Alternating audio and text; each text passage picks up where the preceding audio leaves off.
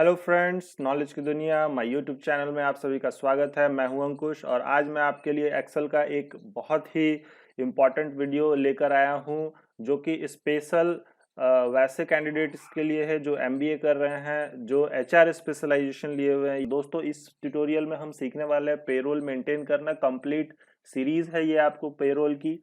तो इसमें सिंपली मैं आपको तीन चीज बताऊंगा जिसके थ्रू आप पेरोल बना सकते हैं। सबसे पहले मैं आपको बताऊंगा एम्प्लॉय डेटाबेस क्या होता है, उसके बेसिस पे हम अटेंडेंस शीट को मेंटेन करेंगे। देन हम लोग सैलरी स्लिप को कैसे बनाएंगे जो कि ऑटोमेटिक जनरेटेड सैलरी स्लिप होगा। इट मीन्स कि अगर आपको 100 एम्प्लॉय का बनाना है सैलरी स्लिप तो आपको बार बार उसको बनाने की जरूरत नहीं है। आप बस उसके आईडी को इंटर करेंगे तो salary slip automatic completely design हो जाएगी। चलिए अब देखिए, मैजिक ट्रिक मैं आपको दिखाता हूँ। एम्प्लॉय आईडी डाला 76, देखिए कंप्लीट डेटा वन टाइम में चेंज। एम्प्लॉय डाटा मैंने डाला 85, देखिए वन टाइम में चेंज। तो ये वीडियो बहुत ही इंपॉर्टेंट है सभी के लिए, तो इसको ज्यादा से ज्यादा लाइक करें और शेयर करें ताकि अदर भी इसका बेनिफिट ले सकें। तो चलिए बिना किसी देरी के स्टार्ट करते हैं। तो सबसे पहले आपको क्या करना है, आपको सबसे पहले एक्सेल को ओपन करके तीन डिफरेंट शीट्स बना लेने हैं। एक शीट का आप नाम रखेंगे एम्प्लॉय डेटाबेस, दूसरे शीट का आप नाम रखेंगे अटेंडेंस शीट, और जिस मंथ के लिए बना रहे हैं उस मंथ का आप नेम दे सकते हैं। देन आप एक नाम रखेंगे सैलरी स्लिप। ठीक है, तो अब हम लोगों को क्या करना है, सिंपली सबसे पहले आप कुछ इंफॉर्मेशन टाइप कर ले एम्प्लॉय के, जो कि हर कंपनी के पास अवेलेबल होता है। जैसे कि कंपनी हर एम्प्लॉय को एक आईडी प्रोवाइड करती है जिसमें एम्प्लॉय आईडी मेंशन होगा, तो एम्प्लॉय आईडी मेंशन करें। उसके बाद आप एम्प्लॉय का नेम मेंशन करें। देन आप पे पीरियड मेंशन करें। पे पीरियड मींस कि आप सैलरी स्लिप जो बनाएंगे वो किस मंथ के लिए बना रहे हैं, तो उस मंथ का पे पीरियड उसका स्टार्टिंग डे और उसका एंड डे होगा। जैसे सपोज मैंने यहाँ पर एग्जांपल लिया है मई मंथ के लिए, तो मई मंथ के लिए तो 1 मई 2020 टू 31 मई 2020, तो ये इसका पे पीरियड हो गया। जैसे सपोज आप जुलाई के लिए, जून के लिए, किसी भी मंथ के लिए बनाएंगे तो उसका स्टार्टिंग डेट और एंड डेट आप यहाँ पे मेंशन करेंगे। देन लोकेशन, वो एम्प्लॉय किस लोकेशन पर वर्क है, किस डिपार्टमेंट पे वर्क कर रहा है। उसके बाद जो एम्प्लॉय सब ग्रुप है उसका क्या है, जैसे मैनेजर है, आपका असिस्टेंट मैनेजर है, ईटी है, तो इस तरह से आप मेंशन कर सकते हैं। देन उसका pan number, account number, IFSC code, ये सारे इंफॉर्मेशन रहते हैं अवेलेबल, उसको आप डालें। मैंने यहाँ पर सिंपली एक एग्जांपल लिया है, ये ओरिजिनल नहीं है। और उसके बाद बेसिक पे, तो बेसिक पे सबसे पहले आपको मैं इन चीजों के बारे में बता दूं अच्छे से। देखिए, बेसिक पे एक फिक्स पेमेंट होता है जो एम्प्लॉय को ग्रेड के बेसिस पे मिलता है। इट मींस कि अगर कोई मैनेजरियल लेवल है तो उसका बेसिक अलग होगा, कोई हायर पोस्ट पे है तो उसका बेसिक अलग होगा, कोई लोअर पोस्ट पे है तो उसका बेसिक अलग होगा। तो according to the employee category, it means कि उसको अलग अलग कैटेगरी में डिवाइड किया गया है, तो उसके बेसिस पे बेसिक पे डिफाइन किया जाता है। कंपनी का जो सैलरी स्ट्रक्चर होता है उसके बेसिस पे, तो बेसिक पे सबसे पहले आपको मेंशन करना है। देन डीए जो होगा वो 117% होगा। इट मींस कि जितना बेसिक है उसका 117% आप डीए कैलकुलेट करेंगे। तो सिंपली मैं आपको कैलकुलेशंस भी साथ ही साथ बताते जाता हूं। तो देखिए, मैं कुछ एरिया डिलीट कर देता हूं ताकि मैं आपको अच्छे से समझा सकूं। देखिए, डीए कैसे कैलकुलेट करना है, तो सिंपली इक्वल टू साइन देंगे आप। बेसिक का 117%, तो बेसिक मैं सेलेक्ट किया, मल्टीप्लाई देंगे 117, देन परसेंट का साइन दे दीजिए। ओके, देन आप क्या करेंगे, एंटर कर देंगे। तो ये आपका 117% इस तरह से कैलकुलेट हो गया। देन आप उसको कंटिन्यू ड्रैग कर देंगे।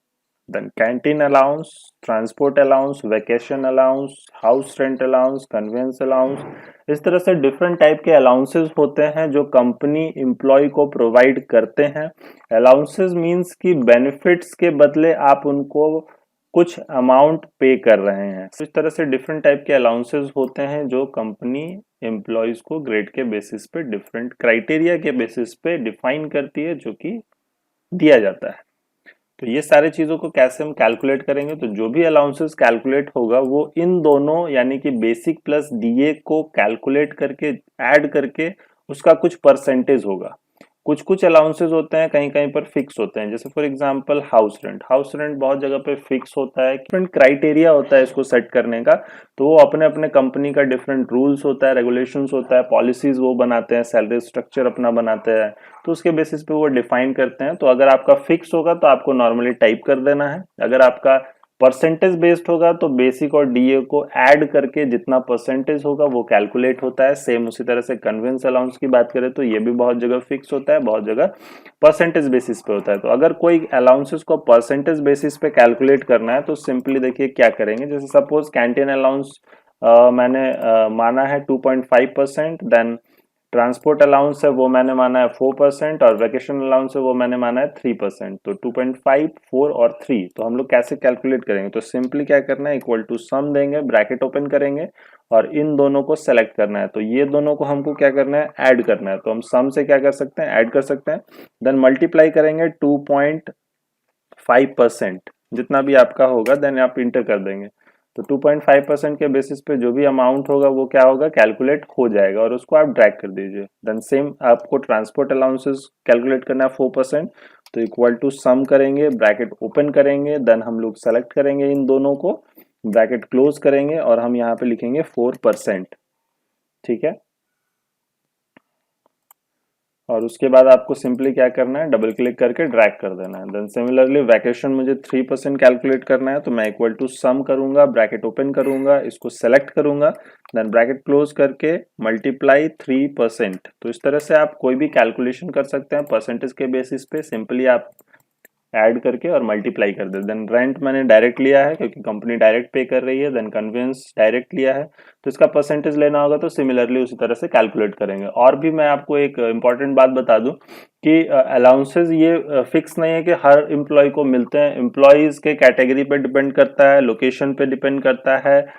ठीक है, बहुत सारे क्राइटेरिया होते हैं जिसके बेसिस पे वो दिया जाता है। तो वो कंपनी का रूल रेगुलेशन होता है, उसके बेसिस पे ही आप पे शीट बनाएंगे। ठीक है, देन हम लोग बात करेंगे ईएसआई की। ईएसआई क्या होता है, employee state insurance. It means कि अगर आपको कुछ मेडिकल फैसिलिटीज चाहिए तो कंपनी क्या करती है, आपके सैलरी में से 1.75% और कुछ परसेंटेज जो होता है वो डिडक्ट करती है एक प्रीमियम की तरह, और वो जो अमाउंट होता है उसके बिहाफ पे कंपनी आपको मेडिकल फैसिलिटी प्रोवाइड करती है। बहुत सारे कंपनीज में क्या होता है कि डायरेक्ट मेडिकल फैसिलिटीज अलाउ किया जाता है कुछ परसेंटेज। तो उसमें क्या होता है कि अगर आप मेडिकल ट्रीटमेंट लेते हैं तो उसके बेसिस पे कंपनी आपके पैसा को रीइम्बर्स करती है। इट मीन्स कि आपने 7,000 का सपोज मेडिकल ट्रीटमेंट कराया, तो आप क्लेम करेंगे कि मुझे 7,000 का ट्रीटमेंट में एक्सपेंसेस हुआ है प्रॉपर बिल वगैरह के साथ। तो आपको कंपनी क्या करेगी, कुछ वेरिफिकेशन करके उसको अकाउंट में डिपॉजिट आपके कर देगी। एंड पीएफ जो होता है वो 12% डिडक्ट होगा आपके सैलरी से। तो जितना भी सैलरी आपकी बेसिक और डीए है, तो उन दोनों को जोड़ के जो भी आपका परसेंटेज होगा, तो पीएफ आपका 12% होगा, तो सिंपली इसको भी वैसे ही कैलकुलेट करना है, इक्वल टू सम करिएगा और मल्टीप्लाई कर देंगे इसको 12% से। ठीक है, तो ये आपका पीएफ में जाएगा। देन हम लोग बात करेंगे टैक्स की। तो जो भी आप इनकम अर्न कर रहे हैं उस पर आपको टैक्स देना होगा। तो टैक्स के लिए सिंपली क्या करना है, मुझे इक्वल टू करके मैं सम लिखूंगा। सम लिखने के बाद मुझे क्या करना है, सिंपली बेसिक से सारी चीजों को सेलेक्ट करना है। तो बेसिक प्लस डीए प्लस जितने भी अलाउंसेज हैं वो सारी चीजों को आप सेलेक्ट कर लें। सेलेक्ट करने के बाद मुझे ब्रैकेट को क्लोज करना है, और जो भी परसेंटेज आपका डिडक्ट हो रहा है, सपोज 2.8%, तो मैं उस चीज को ले लूंगा और मैं ड्रैग कर दूंगा इसको। तो जो भी अमाउंट होगा वो कैलकुलेट हो जाएगा। तो ये जो टैक्स होता है इसका डिफरेंट क्राइटेरिया, डिफरेंट रूल होता है, स्लैब से उसके बेसिस पे कंपनी सेट करती है और हर महीना टैक्स आपकी सैलरी से डिडक्ट कर लिया जाता है। तो इस तरह से आपको सिंपली क्या करना है, एक डेटाबेस तैयार कर लेना है जिस डेटाबेस में लगभग सारे इंफॉर्मेशन अवेलेबल है।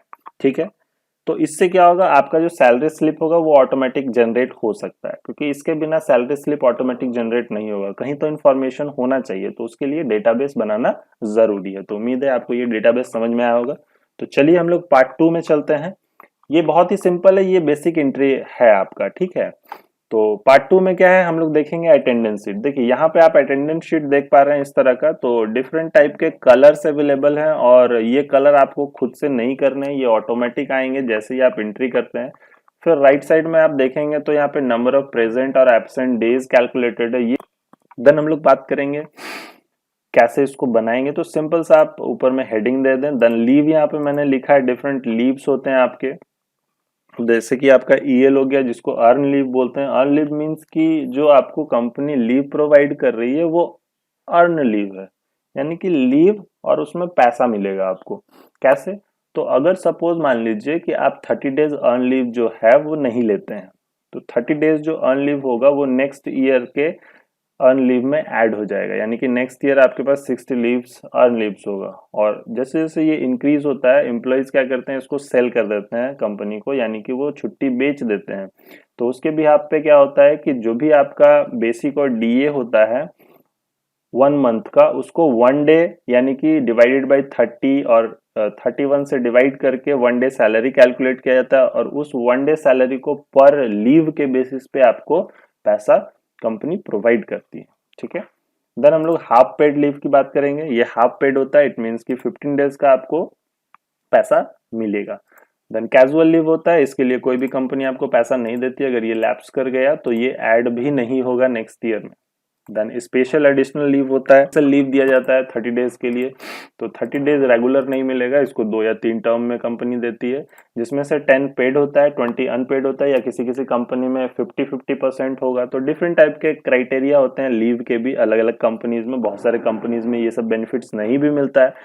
ओके, तो इस तरह से डिफरेंट क्राइटेरिया है लीव का, जिसके बेसिस पे आपको देखना होता है। अब हम एम्प्लॉय आईडी और एम्प्लॉय नेम यहाँ पर मेंशन कर लेंगे। तो एम्प्लॉय आईडी सिंपली आपके पास अवेलेबल होता है। नेम कैसे लाएंगे? तो नेम को लाने के लिए मैं आपको बताऊंगा वी लुकअप। जी हाँ दोस्तों, हम लोग पढ़ेंगे वी लुकअप। वी लुकअप के बेसिस पे आपको क्या करना है, ट्रांजेक्शन को रिकॉर्ड करना है, और उस ट्रांजेक्शन के बेसिस पे आपका ये जो स्टेटमेंट होगा वो बनेगा, और उसको बनाने के बाद आपको सिंपली क्या करना है, पे शीट बनाना है। तो देखिए हम लोग जैसे एम्प्लॉय आईडी लिख दिए, तो अब हम लोग इसको कैसे पुट करेंगे? तो सिंपली आपको क्या करना है, सबसे पहले एम्प्लॉय डेटाबेस में जाना है। आपको सिंपली क्या करना है, इसको सेलेक्ट करना है। सेलेक्ट करने के बाद आपको सिंपली यहाँ क्लिक करना है, और यहाँ पर लिख दीजिएगा एम्प्लॉय अंडरस्कोर डेटाबेस। ठीक है, और हम एंटर कर देंगे। तो एम्प्लॉय डेटाबेस, और जब भी नेम लिखेंगे तो बीच में स्पेस नहीं होना चाहिए। इसका हम एक नेम दे दिए। ठीक है, नेम देना जरूरी है। क्यों जरूरी है मैं बताऊंगा। देखिए अब मुझे क्या चाहिए, एम्प्लॉय नेम चाहिए, तो ये सेकंड में है। ठीक है, तो देखिए यहाँ पे हम लोग क्या करेंगे, इक्वल टू देंगे, लिखेंगे हम वी लुकअप। वी लुकअप आपका एक फंक्शन होता है जो वर्टिकल लुकअप रिप्रेजेंट करता है। इट मींस कि वो फाइंड करेगा वर्टिकली डेटा को according to the lookup value. According to the lookup value table में से वो आपके डेटा को फाइंड करता है। तो टेबल क्या है, तो एम्प्लॉय डेटाबेस, अभी हम लोगों ने टेबल का नेम दिया था। लुकअप वैल्यू मींस कि एक यूनिक वैल्यू जो उस टेबल में फर्स्ट में अवेलेबल है, जो यूनिक है। यूनिक मींस कि जो रिपीट नहीं होगा कभी भी। जैसे कि हम एम्प्लॉय आईडी की बात करें, तो हर एम्प्लॉय का अपना एक यूनिक आईडी होता है जो रिपीट नहीं होगा। ऐसा नहीं कि 01 किसी एक एम्प्लॉय का है तो दूसरे एम्प्लॉय का भी 01 ही होगा, उसका 011 हो सकता है, 101 हो सकता है, कुछ ना कुछ डिफरेंट होगा। तो लुकअप वैल्यू हमेशा ध्यान रखिएगा कि यूनिक होना चाहिए और टेबल में फर्स्ट में अवेलेबल होना चाहिए, क्योंकि आप लेफ्ट टू राइट लुकअप करते हैं, लेफ्ट टू राइट फाइंड करते हैं। ठीक है, तो हम लोग क्या करेंगे, सेलेक्ट करेंगे लुकअप वैल्यू सबसे पहले, देन हम कॉमा दे के लिखेंगे एम्प्लॉय डेटाबेस। तो एम्प्लॉय का जो आप दिए थे नेम टेबल के लिए, एम्प्लॉय डेटाबेस, उसको आप ले लें। देन आपको क्या फाइंड करना है, तो मुझे फाइंड करना है एम्प्लॉय नेम। तो एम्प्लॉय नेम सेकंड वाले कॉलम में अवेलेबल था, तो हम क्या करेंगे, यहाँ पे 2 लिखेंगे। ओके, तो 2 लिख दिया मैंने, देन कॉमा देके 0 लिखिए, ब्रैकेट क्लोज करिए और एंटर कर दीजिए। तो ये आपका क्या हो गया, एम्प्लॉय का नेम आ गया। अब आप सिंपली इसको क्या करेंगे, ड्रैग कर देंगे, और ड्रैग करेंगे तो आपका डिटेल्स आ जाएगा। देन आपको प्रेजेंट एब्सेंट सीएल इस तरह से आपको इनपुट करना है। जैसे सपोज मैं यहाँ पे कोई डेटा फीड करता हूँ, जैसे मैंने सीएल लिखा, तो जैसे ही मैं सीएल लिखा, देखिए ये ऑटोमेटिक क्या हो गया, कलर हो गया। जैसे ही मैंने एब्सेंट लिखा, ये ऑटोमेटिक क्या हो गया, रेड हो गया। ठीक है, तो ये ऑटोमेटिक कैसे हो रहा है और इसको बनाना क्यों जरूरी है? देखिए मैं कलर रेंज इसीलिए दिया हूं क्योंकि इससे डायरेक्ट विजिबल होगा कि एम्प्लॉय प्रेजेंट है, एब्सेंट है, उसका एक्टिविटीज यहाँ पे मुझे दिख रहा है। ठीक है, डायरेक्ट। तो उसके बेसिस पे कैसे कलर डिफाइन करेंगे, तो सिंपली मैं आपको समझा देता हूँ। आपको एरिया को, पूरा कंप्लीट एरिया को सिलेक्ट करना है। मैं सिंपली समझा रहा हूँ, तो मैं थोड़ा सा सेलेक्ट किया हूँ। कंप्लीट एरिया को सेलेक्ट करने के बाद आपको क्या करना है, कंप्लीट एरिया मींस कि जहां पर आप प्रेजेंट एब्सेंट लिखेंगे और लीव लिखेंगे, इट मींस कि 1 से लेके 31 डेज का जो भी आपका एम्प्लॉइज का एरिया है उसको आप सेलेक्ट करेंगे। देन कंडीशनल फॉर्मेटिंग में जाएंगे। कंडीशनल फॉर्मेटिंग में जाने के बाद आपके पास ऑप्शन आएगा highlight cell rule. Highlight cell rule में आपके पास डिफरेंट ऑप्शंस होते हैं, टॉप एंड बॉटम में आपके पास डिफरेंट ऑप्शंस होते हैं। तो इस तरह से ये आपको डिफरेंट क्राइटेरिया देता है। तो मुझे क्या करना है कि टेक्स्ट दैट कंटेन ऑप्शन में जाना है, क्योंकि हम लोग टेक्स्ट वैल्यू यानी कि अल्फाबेटिकल वैल्यू लिए हुए हैं। तो टेक्स्ट वैल्यू में जाएंगे। सपोज आपको पी को हाईलाइट करना है किसी कलर से, तो पी लिखेंगे, कलर चूज करेंगे, ठीक है। ए लिखेंगे, कलर चूज करेंगे, बार बार आपको करना है। जैसे मैंने पी लिखा और मैंने ग्रीन सेलेक्ट कर दिया, तो पी का जितना भी होगा वो ग्रीन आ जाएगा, फिर ओके कर दिया। फिर अगेन मैं चला जाऊंगा कंडीशनल फॉर्मेटिंग में, सीएल लूंगा, ये कलर डालूंगा, ईएल लूंगा, ये कलर डालूंगा, एचपीएल लूंगा, ये कलर डालूंगा। तो EL means earn leave, HPL means half paid leave, CL means casual leave, SL means special additional leave. तो इस तरह से आपको जो भी लीव का सेटिंग करना है वो आप यहाँ पे कर लेंगे। सेट करने के बाद आपको क्या करना है कि कैलकुलेशन करना है। डेटा एंट्री कर लिए कि कौन प्रेजेंट है कौन एब्सेंट है। अटेंडेंस शीट के बेसिस पे डेली अटेंडेंस मेंटेन होता है, बहुत जगह बायोमेट्रिक होता है, तो ऑटोमेटिक आपका फाइल एक्सपोर्ट हो जाएगा या फिर आप उसको मेंटेन करेंगे। चलिए, नंबर ऑफ प्रेजेंट डे और एब्सेंट डे कैसे कैलकुलेट करेंगे। तो सिंपली मुझे प्रेजेंट के लिए क्या करना है कि एब्सेंट को छोड़ के सबको कैलकुलेट करना है, क्योंकि लीव आपका जो होता है वो प्रेजेंट में ही कैलकुलेट हो। तो हम लोग कैसे कैलकुलेट करेंगे, तो सिंपली आपको क्या करना है, सबको काउंट करना है सबसे पहले, तो कितना यहाँ पे डेटा फीड है। देन आप माइनस कर देंगे एब्सेंट को। तो कैसे, तो सिंपली देखिए, सबसे पहले आप यूज करेंगे count A. Count a function होता है जिसके बेसिस पे आप सेल पर कोई भी वैल्यू को काउंट कर सकते हैं। जैसे सपोज कोई सेल में लिखा हुआ है ए और आप काउंट ए किए तो वो रिजल्ट देगा 1। आपने 3 सेल सेलेक्ट किया और 3 सेल में से 2 सेल में डेटा फीड किया हुआ है, तो ये आपको रिजल्ट देगा 2। तो इट मींस कि अगर किसी सेल में कोई डेटा अवेलेबल है तो वो उसका न्यूमेरिक वैल्यू रिप्रेजेंट करेगा। तो काउंट ए करेंगे और हम इसको क्या करेंगे, सेलेक्ट करेंगे, ब्रैकेट हम क्लोज कर दिए, ठीक है। ये टोटल आपका जो रिजल्ट होगा, देखिए कितना दे रहा है, 31। अब मुझे क्या करना है, इस 31 में से माइनस करना है अगर कोई एब्सेंट है तो हम क्या करेंगे, माइनस करेंगे। तो एब्सेंट को कैसे देखेंगे, तो हम लिखेंगे काउंट इफ। अब हमको सबको फाइंड नहीं करना है, केवल एक पर्टिकुलर डेटा, तो उसके लिए काउंट इफ यूज होता है, कोई एक पर्टिकुलर डेटा के लिए। तो काउंट इफ देंगे। काउंट इफ में सबसे पहले आपको क्या करना है, इस रेंज को सेलेक्ट करना है। रेंज सेलेक्ट करिए, रेंज सेलेक्ट करके आपको कॉमा देना है और कॉमा देके आप डबल इन्वर्टेड में लिखेंगे ए, जिस यूनिक वैल्यू को आपको फाइंड करना है। तो देखिए इससे क्या होगा, काउंट से 31 रिजल्ट आया, इट मींस कि आपका टोटल एंट्री कितना है।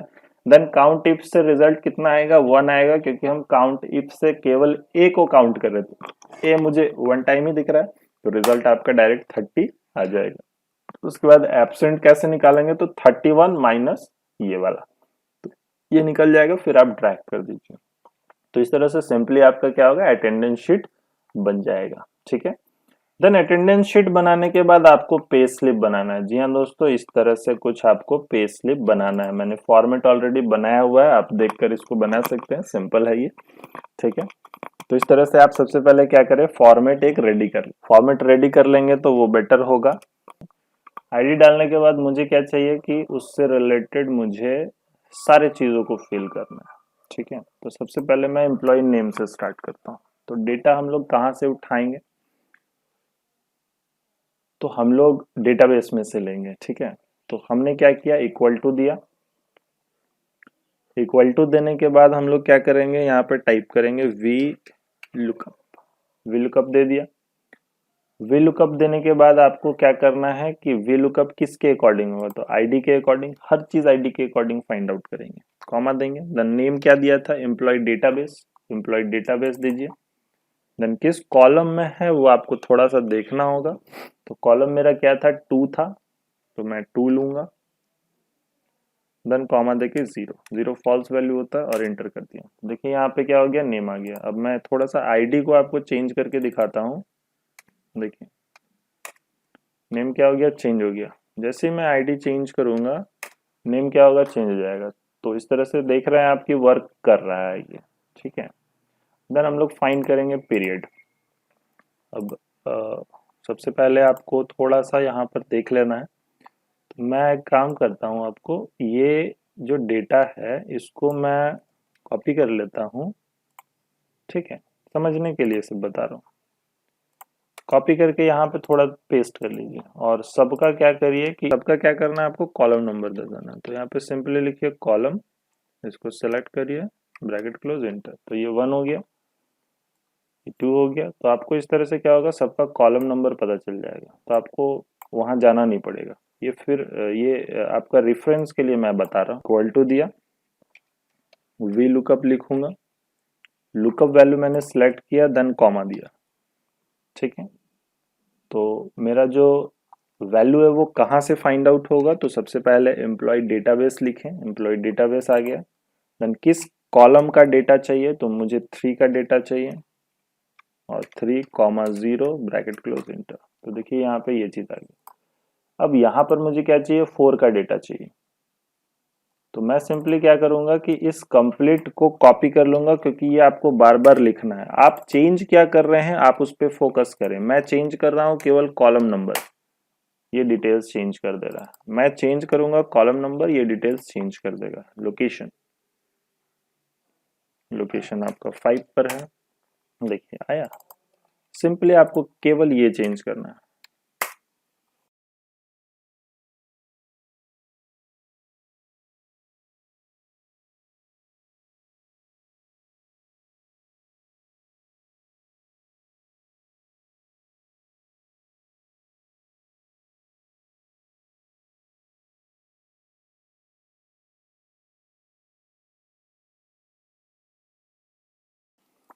चलिए फटाफट फिल हो गया ये फॉर्मूला। देन यहाँ पे टोटल अर्निंग कैसे कैलकुलेट करेंगे, तो इक्वल टू सम।